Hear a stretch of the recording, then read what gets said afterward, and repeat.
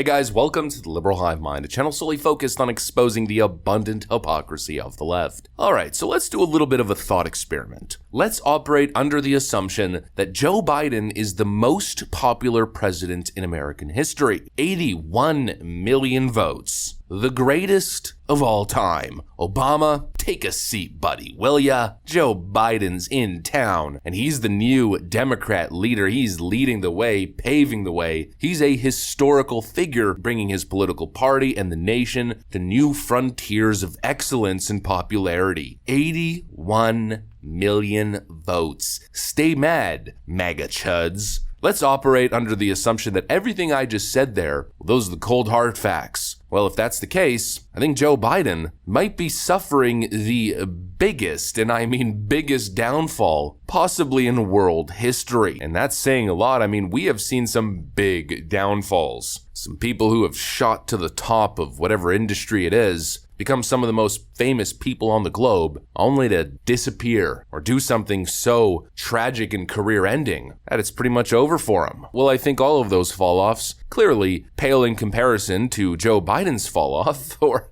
hypothetical fall-off. 81 million votes, and this guy can't get more than, like 5 people in a room to support him, and not even support him enthusiastically. Joe Biden travels to one of the biggest states in America, the state of Florida, with over 20 million residents, and he can't even really put together a crowd. It's so incredibly pathetic. Let me show you guys exactly what's going on. We got some stuff to get into, so let's roll the tape. All right, folks, so we just covered Joe Biden's entrance at Sheetz.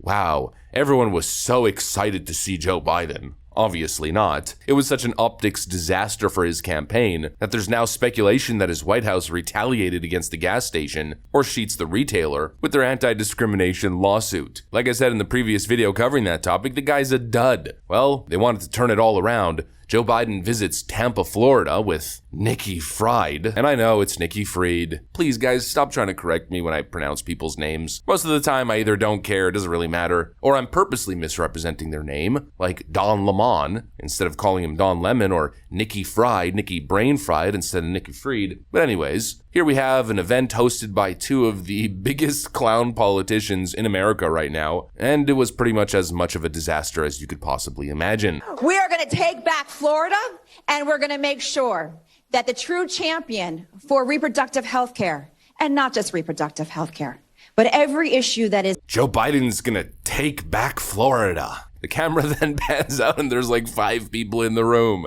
I mean, what a disaster. And let me ask this question. Who's consulting the Biden campaign? Are they not aware that Nikki Fried is one of the most unlikable politicians probably in world history? Are they not aware that she ran one of the biggest loser campaigns ever? She couldn't even win the Democrat nomination, even though she was so dead set on taking the state back and handing Ron DeSantis a big electoral loss. Are they not aware of all the cringe behavior that she's engaged in? Apparently not. They decided to put these 2 clowns together in a Take Back Florida rally. But what it looked like was a Take Joe Biden Back to the Nursing Home rally. What an absolute train wreck this Biden campaign continues to be. I don't know what the Biden campaign is thinking, but probably it's something along the lines of they're stuck between a rock and a hard place, their back's against the wall, and they don't have a choice. They have to get this guy on the campaign trail. I guess the basement Biden strategy no longer works, and well, his campaigning is going pretty much as you'd expect. He's going around the country telling all of these kooky stories. In Pennsylvania, he was telling us about how his uncle got eaten by cannibals. And my uncle, they called him Ambrose Brosey, they called him Bozy. My uncle Bozy was a hell of an athlete, they tell me, when he was a kid. And he became an Army Air Corps before the Air Force came along. He flew those single-engine planes as reconnaissance over war zones. And he got shot down in New Guinea. And they never found the body because there were a lot of cannibals for real in that part of New Guinea. The White House then retroactively retracted his statement, or I guess corrected his statement, and Karine Jean-Pierre justified it by saying, well, it was an emotional and symbolic moment. Why is President Biden saying that his uncle Bosie was eaten by cannibals? So, I answered this question yesterday. I believe I've seen some clips on your network about me answering this question. I don't have much to say beyond what I said to some of your colleagues. Look, I was there. I think you traveled with us too to Pennsylvania. I'm not sure if you were there at the memorial in Scranton. The president had a emotional and I think a symbolic moment. He had an opportunity as president to honor his uncle's service in uniform. Yeah, sure. Whatever you say, Karine Jean-Pierre. Well, now he's up to the same shenanigans, this time in Florida. He tells us that he used to drive an 18-wheeler. Besides, I used to drive an 18-wheeler.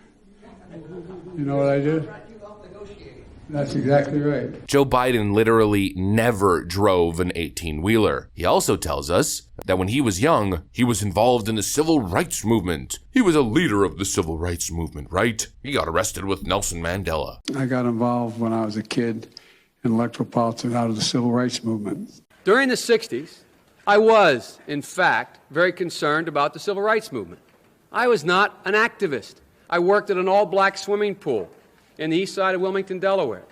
I was involved. In what they were thinking, what they were feeling. I was involved, but I was not out marching. I was not down in Selma. I was not anywhere else. Again, never happened, so he's up to his same shenanigans, talking to empty crowds with totally unenthused guests, and telling the same bogus stories over and over and over and over and over again. Oh man, he's an old man with dementia who keeps saying the same kooky stuff over and over again, with his grandkids forced to listen to it for the 1000th time. The most popular president in American history, a true progressive trailblazer. Give me a break. Joe Biden continues to be the biggest disaster, the biggest campaign disaster I've ever seen. Who thought it would be a good idea to give this guy executive power? This is the guy signing bills and making decisions that dictate the most powerful nation on Earth's future. This is the guy who in many cases is influencing where American taxpayer dollars are being spent, how they're being spent, and of course with the responsibility to make sure that those dollars are being spent responsibly. Who thought that was a good idea? Joe Biden, the same guy who says stuff like this. You know, if I have my way in the next 4 years, I'm going to make community college free.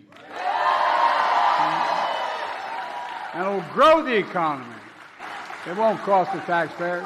Government-funded free community college won't cost the taxpayers. What? Well, it's official. Joe Biden has gone to the Alexandria Ocasio-Cortez School of Economics. You might think I'm kidding, but no, I mean, that's exactly what the Democrats are doing. That's what Joe Biden is doing, or I guess that's what his handlers are telling him to do. He's once again on the AOC train during the election season, attempting to bring young voters back into the party with all kinds of la-di-da, latte liberal progressive policy stances that he's promoting, such as, we'll give you literally everything and it will cost nothing. In fact, we'll give you free everything and then we'll give you a stimulus check on top. And don't worry about the budget. Well, it'll balance itself. This guy didn't only go to the Alexandria Ocasio-Cortez School of Economics. It seems he's also gone to the Justin Trudeau School of Economics. The commitment needs to be a commitment to grow the economy, and the budget will balance itself. Aren't we tired of being governed and, frankly, at this point, considering the size of government, ruled by complete idiots? I mean, are we going to have that moment of realization? Is it going to happen? Are people going to realize that, yeah, this ain't it? Or is 50% of the population still going to do the same thing over and over and over again, expecting different results? Government will never save you. For Pete's sakes, people need to realize that. The only person who can save you is you. Please, save yourself. Save us all the misery and stop voting for these left-wing buffoons. And especially stop voting for left-wing dementia patients who are nothing but a complete political puppet for the elite ruling globalist class. please wake up and smell the coffee. And don't subject the world to another 4 years of the most influential and popular president in American history. At this point, whoever's the least popular, let's just go with that person. Well, I guess according to the media, what they keep telling us, that person happens to be Donald Trump, huh? The one guy whose influence is waning. Nobody likes him anymore. Yeah, let's just go with that guy, please. At this point, literally anything but this sleepy old man. Anyways, that's pretty much what I got for you guys. Hopefully you enjoyed this video. If you did, make sure to leave a like and possibly subscribe. Thanks for watching, and I'll see you on the next one.